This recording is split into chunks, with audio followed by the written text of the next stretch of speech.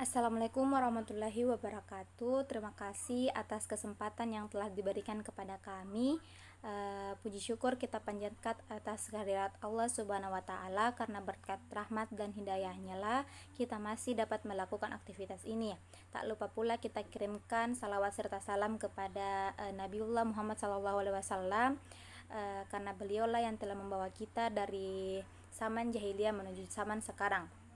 Untuk mengefisienkan waktu, pada kesempatan kali ini kami akan menjelaskan tentang jaringan tumbuhan tingkat tinggi. Saya atas nama Nur Fajriani Pratiwi, rekan saya bernama Nur Asmulia Gusmiarni, dan juga Nur Fausianti Baktiar. Baiklah, kita langsung saja ke materi yang pertama. Baik, materi pertama yang akan saya bawakan yaitu pengertian jaringan. Jaringan merupakan sekelompok sel dengan asal-usul, struktur, dan fungsi yang sama. Pada tumbuhan tingkat tinggi, berdasarkan macam sel penyusun jaringan, terdapat dua jenis jaringan, yaitu jaringan sederhana dan juga jaringan kompleks. Jaringan sederhana yaitu kumpulan sel yang serupa dengan fungsi yang sama dan homogen, sedangkan jaringan kompleks yaitu jaringan yang terdiri atas kumpulan sel yang memiliki bentuk serupa dan fungsi yang sama tetapi tersusun dari berbagai sel yang bersifat heterogen. Selanjutnya yaitu jaringan pada tumbuhan. Secara garis besar, pada tumbuhan yaitu terdapat dua jaringan, yaitu jaringan muda atau meristem dan juga jaringan dewasa. Jaringan muda atau meristem ini dapat dibedakan atau digolongkan menjadi dua, yaitu berdasarkan asal dan letaknya. Berdasarkan asalnya dapat dibedakan menjadi dua, yaitu jaringan primer dan jaringan sekunder, yang kemudian berdasarkan letaknya dapat dibedakan menjadi tiga bagian, yaitu jaringan apikal, interkalar, dan juga lateral. Kemudian pada jaringan dewasa dapat digolongkan menjadi 6 jaringan. Yang pertama yaitu jaringan dasar, penyokong, pelindung, pengangkut, peridrem, dan sekresi. Pada jaringan dasar yaitu terdiri dari jaringan parenkim, jaringan penyokong terdiri dari kolenkim dan sklerenkim, jaringan pelindung yaitu jaringan epidermis, dan jaringan pengangkut terbagi menjadi dua, yaitu xilem dan floem. Yang pertama yaitu jaringan muda atau jaringan meristem. Pada perkembangan awal dari embrio, semua sel membelah. Namun pada pertumbuhan dan perkembangan selanjutnya, pembelahan serta penggandaan sel terjadi hanya di beberapa bagian khusus pada tumbuhan, yakni di tempat jaringan yang bersifat embrionik. Jaringan embrionik ini disebut meristem. Jaringan meristem yaitu sel yang selalu melakukan pembelahan atau mempertahankan kemampuan membelah. Jaringan ini memiliki ciri-ciri yaitu sel-selnya selalu membelah, bentuk dan ukuran sel sama, kaya akan protoplasma, dinding sel tipis dan elastis, inti besar terletak di tengah, inti sel tidak mengandung kristal dan cadangan makanan, vakuola atau rongga sel belum ada atau sangat kecil dan jarang mempunyai ruang antar sel. Selanjutnya yaitu penggolongan jaringan meristem. Yang pertama yaitu penggolongan jaringan meristem berdasarkan pembentukan jaringan. Berdasarkan pembentukan jaringan, jaringan meristem terbagi menjadi dua, yaitu meristem primer dan juga meristem sekunder. Meristem primer yaitu meristem yang berkembang langsung dari sel embrionik atau promeristem, membentuk cabang daun atau untuk pembentukan bagian tubuh tumbuhan. Yang kedua yaitu meristem sekunder, yaitu meristem yang berkembang dari jaringan yang telah mengalami diferensiasi. Kemudian aktivitas meristem sekunder ditandai dengan adanya pertumbuhan menebal pada bagian tumbuhan yang terletak jauh di ujung pucuk dan akar.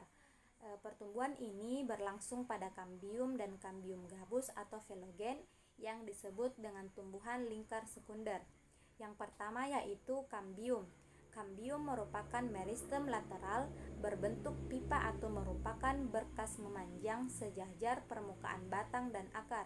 Kambium ini dapat dibedakan menjadi dua, yaitu terletak di antara pembuluh xilem dan floem dan terletak di antara berkas pembuluh angkut.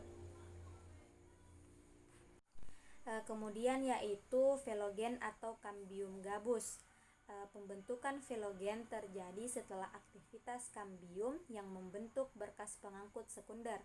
Fungsinya sebagai lapisan pelindung dan merupakan bagian dari jaringan sekunder atau peridrem.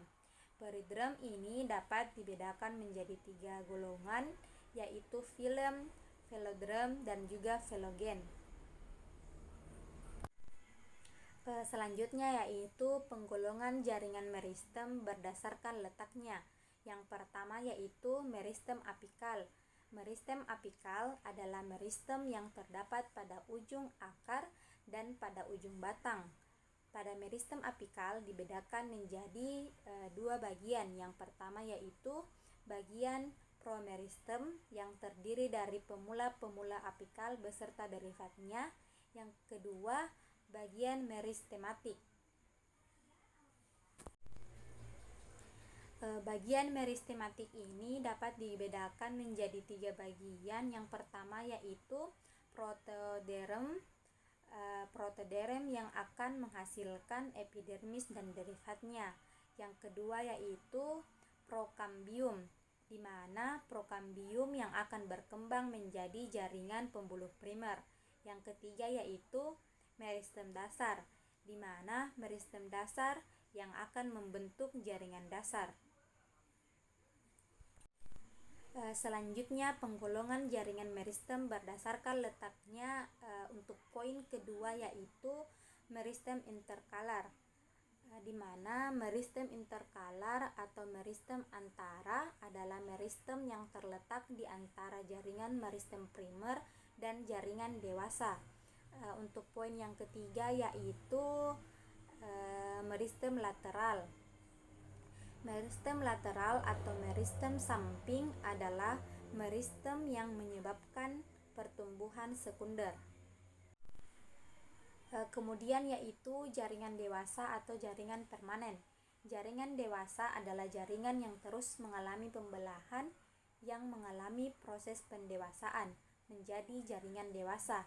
Jaringan ini memiliki ciri-ciri antara lain dinding tebal, vakuola besar, tidak membelah, bentuk memanjang, inti kecil, sitoplasma sedikit, dan mengandung banyak rongga antar sel. Jaringan dewasa pada tumbuhan terdiri dari jaringan dasar, jaringan penguat atau penyokong, jaringan pengangkut, jaringan pelindung, peridrem, dan jaringan sekresi. Jaringan parenkim memiliki beberapa fungsi. Yang pertama yaitu jaringan parenkim sebagai jaringan dasar tempat melekatnya jaringan lain. Yang kedua yaitu sebagai penyimpanan cadangan makanan dan air. Yang ketiga yaitu mempunyai kemampuan memperbanyak diri, sangat penting dalam memproduksi jaringan yang telah rusak. Poin pertama yaitu jaringan parenkim atau jaringan dasar. Jaringan dasar biasa disebut sebagai jaringan parenkim, di mana jaringan ini mengisi sebagian besar organ tumbuhan.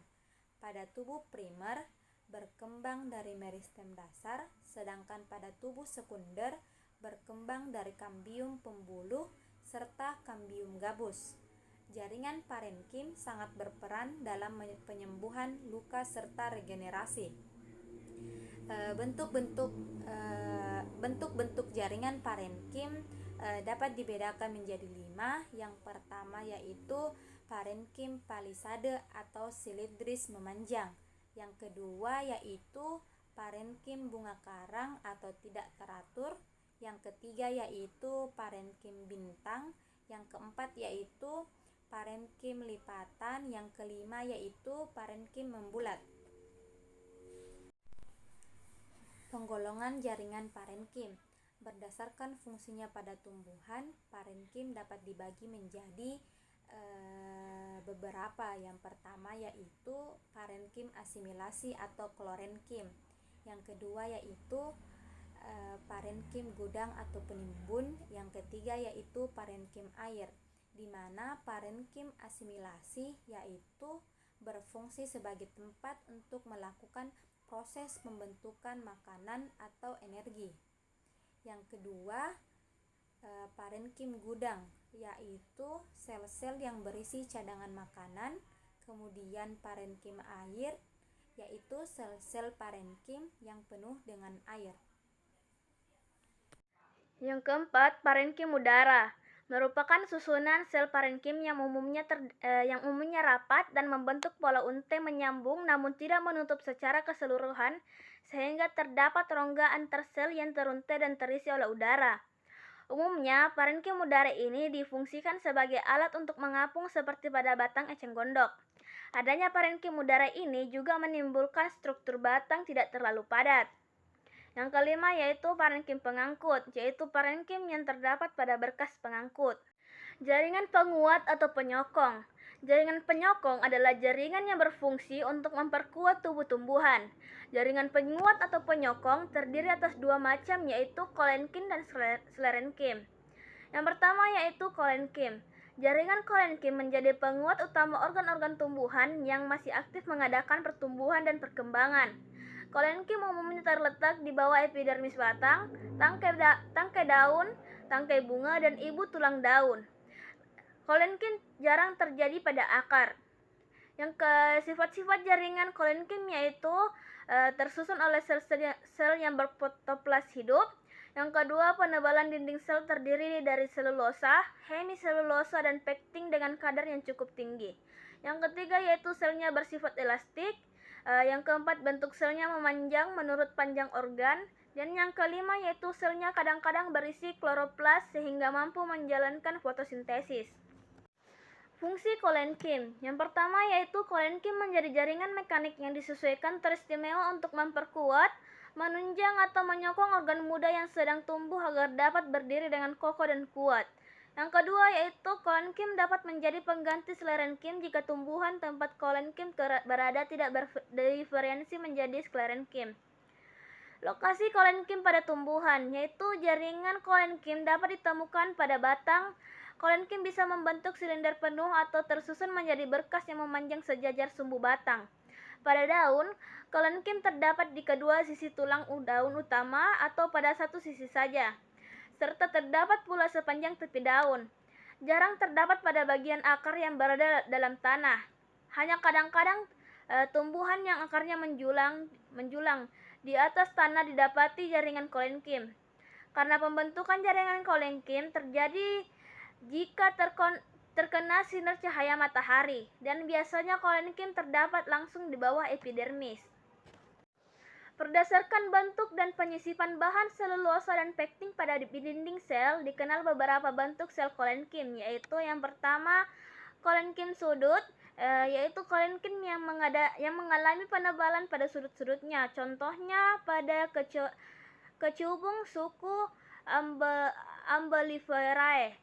Yang kedua yaitu kolenkim lamela atau lempeng atau papan. Kolenkim yang mengalami penyisipan selulosa dan pektin pada sisi tangensial. Contohnya yaitu Quercus suber atau gabus. Yang ketiga yaitu kolenkim lasuna atau tubular. Kolenkim ini dengan penyisipan selulosa dan pektin hanya di dinding dan mengandung rongga antarsel atau penebalan pada ruang-ruang antarsel. Contohnya pada famili Compositae. Yang keempat yaitu kolenkim cincin.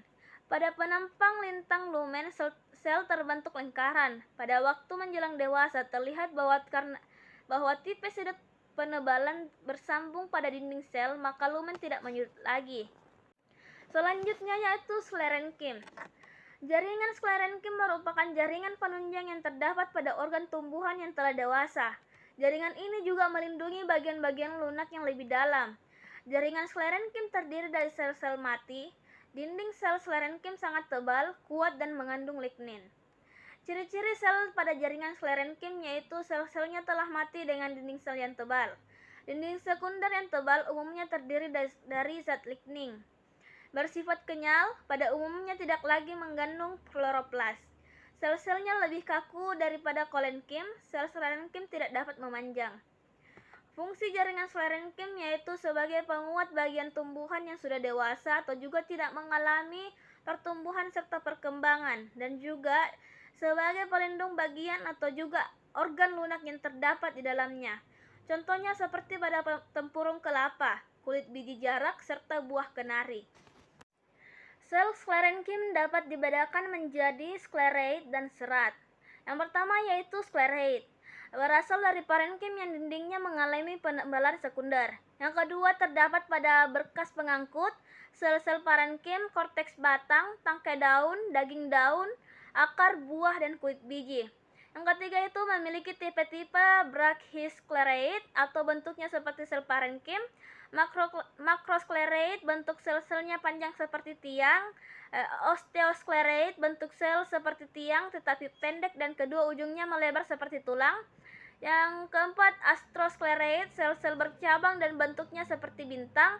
Dan yang terakhir yaitu trichosklereid, sel-selnya sangat panjang, bentuknya seperti rambut dan kadang-kadang bercabang. Yang kedua yaitu serat. Serat merupakan bahan baku dalam pembuatan pulp atau kertas. Berkembang dari sel meristem. Yang ketiga yaitu mempunyai ukuran panjang bervariasi dengan ujung meruncing. Yang keempat yaitu lumen sempit dengan sekunder tebal. Terdapat di antara jaringan xilem dan floem dan dibedakan menjadi serat xilem dan serat ekstraxilem, di mana serat xilem merupakan bagian jaringan pembuluh dan berkembang dari prokambium. Serat xilem dibedakan menjadi serat librivorum dan serat trakeid. Serat ekstraxilem itu sendiri adalah serat yang terdapat pada jaringan selain xilem, disebut extralaru fiber. Serat ini meliputi serat floem, serat korteks, dan serat perivaskular. Jaringan selanjutnya yaitu jaringan pengangkut. Jaringan pengangkut merupakan suatu jaringan kompleks yang hanya terdapat pada tumbuhan tingkat tinggi. Jaringan ini terbentuk dari sel-sel yang letaknya membentang menurut arah pengangkutan. Jaringan pengangkut berfungsi untuk mengangkut air dan makanan bagi pertumbuhan. Jaringan pengangkut terdiri dari xilem dan floem. Yang pertama yaitu xilem. Xilem berasal dari bahasa Yunani yaitu xilos yang berarti kayu. Oleh sebab itu, xilem juga disebut sebagai pembuluh kayu. Xilem adalah jaringan yang berfungsi sebagai pengangkut air dan zat-zat mineral dari dalam tanah menuju fotosintesa. Pembagian xilem dapat dibagi menurut perkembangannya, yaitu xilem primer dan xilem sekunder. Xilem primer yaitu sel penyusunnya terdiferensi selama pembentukan tubuh primer dari prokambium. Sedangkan xilem sekunder yaitu sel penyusunnya dihasilkan dari pembentukan tubuh sekunder oleh kambium pembuluh. Unsur-unsur xilem. Xilem memiliki 3 unsur yaitu yang pertama unsur-unsur trakeal, yang kedua serat, yang ketiga parenkim xilem. Yang pertama yaitu unsur-unsur trakeal, merupakan unsur-unsur utama berfungsi dalam pengangkutan air dan zat-zat terlarut di dalamnya. Terdiri dari 2 macam sel yaitu sel trakeid dan sel trakea. Yang kedua yaitu serat, merupakan sel panjang dengan dinding sekunder berlignin. Terdapat 2 macam serat yaitu serat trakeid dan serat libiforum. Yang ketiga yaitu parenkim. Sel parenkim menyimpan pati atau lemak, minyak, tanin, kristal, dan benda-benda ergastik lainnya. Parenkim pada xilem sekunder terdiri dari parenkim aksial dan parenkim radial. Sedangkan parenkim pada xilem primer terdiri atas protoxilem dan metaxilem. Yang kedua yaitu floem. Floem merupakan alat transportasi zat hara hasil fotosintesis ke arah bawah dan bagian tumbuhan yang membutuhkan. Pembagian floem ada 2 yaitu floem primer dan floem sekunder. Floem primer yaitu berasal dari prokambium. Dari segi perkembangannya, floem primer terdiri dari fotofloem dan metafloem.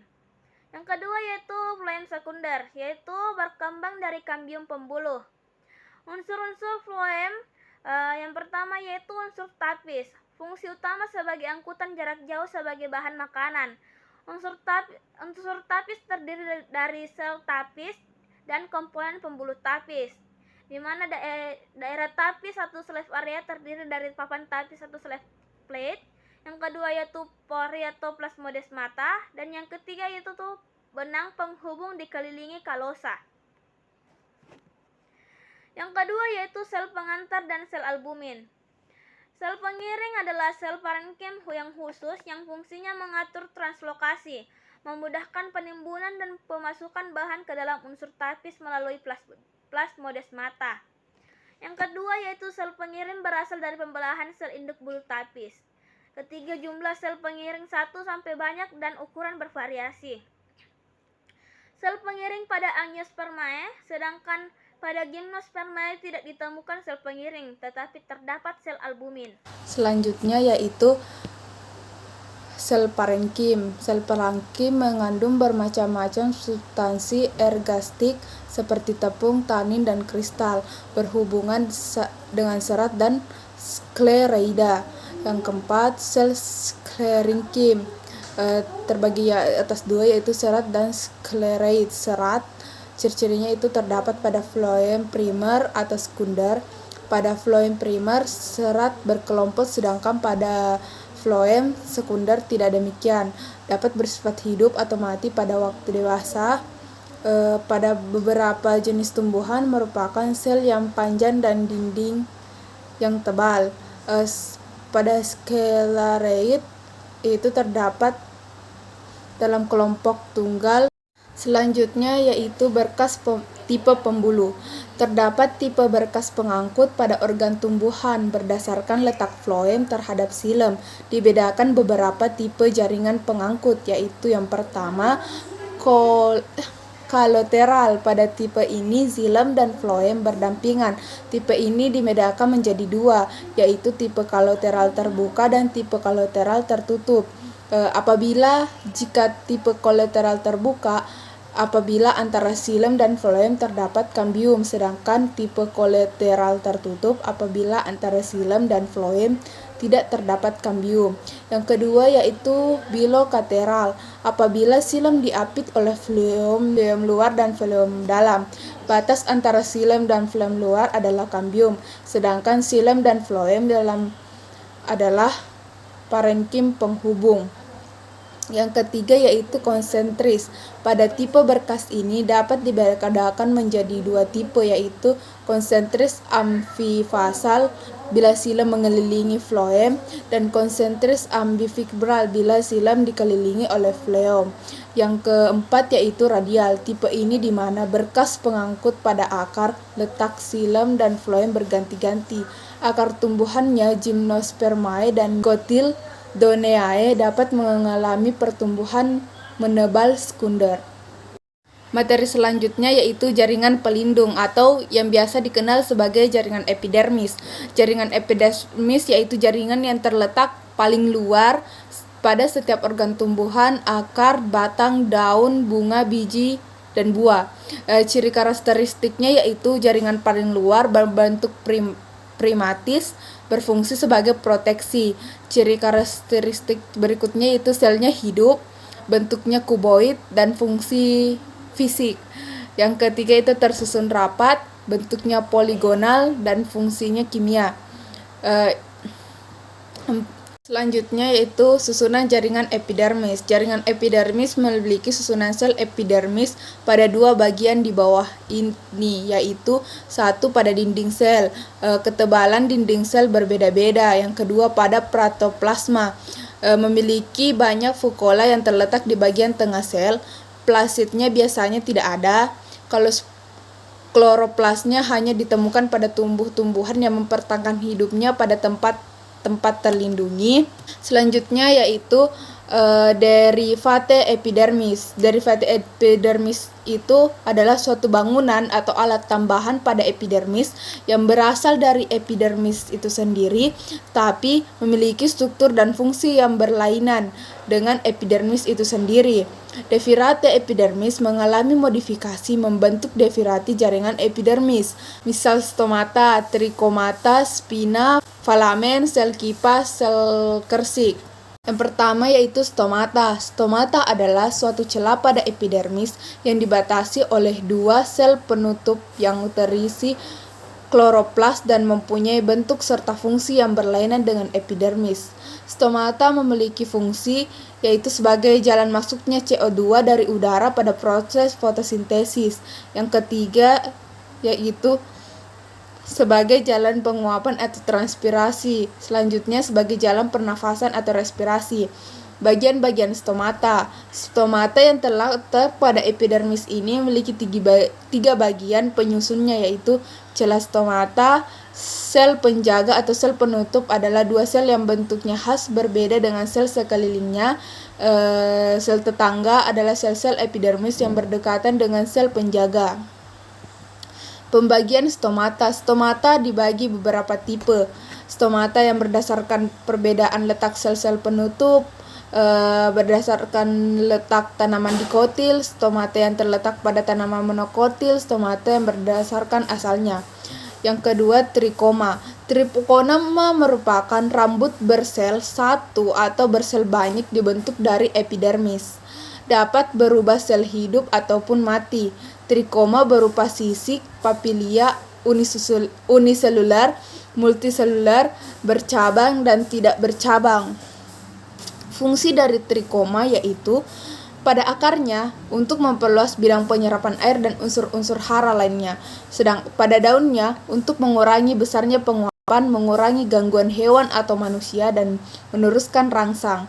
Pada bunganya mengeluarkan madu untuk menarik serangga, membantu penyerbukan. Pada biji-bijinya ringan dan mudah diterbangkan oleh angin, membantu untuk penyebaran. Pada batangnya mengurangi penguapan dan untuk memanjar.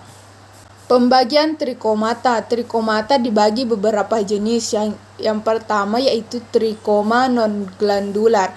Trikoma non-glandular terdiri dari beberapa tipe. Pertama, trikoma bersel satu atau banyak dan tidak pipi.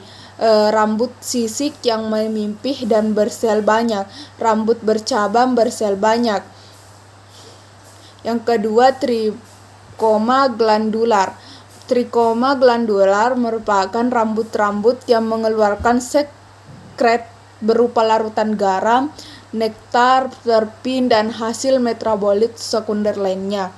Trikoma ini bersel satu, bersel banyak, ataupun berupa sisik.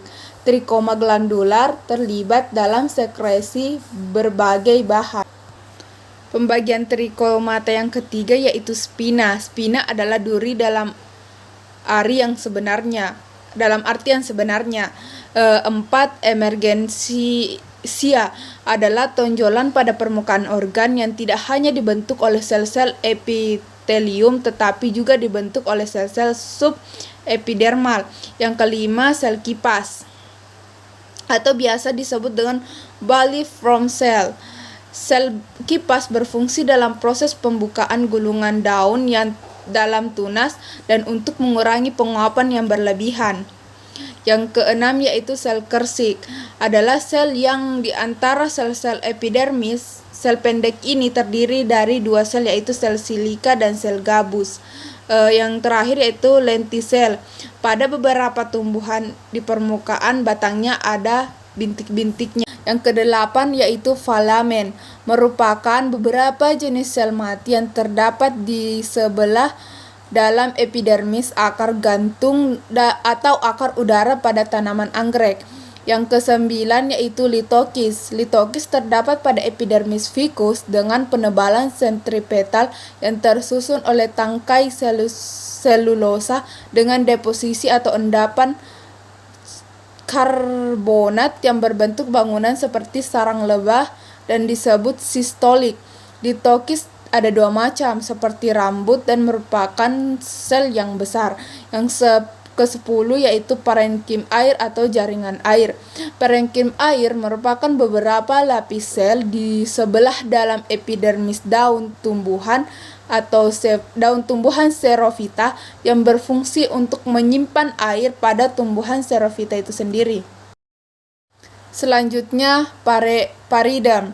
Jaringan paridam merupakan jaringan pelindung yang dibentuk secara sekunder dan menggantikan epidermis pada batang dan akar yang telah menebal akibat pertumbuhan sekunder. Paridam merupakan bagian dari kulit kayu. Kulit kayu atau bark yaitu semua jaringan yang terdapat di sebelah luar kambium pembuluh mencangkup phloem primer, phloem sekunder, paridam, dan jaringan mati di luar peridram. Selanjutnya, struktur peridram. Jaringan peridram dari phloem atau kambium gabus, phloem atau gabus, dan phloderm.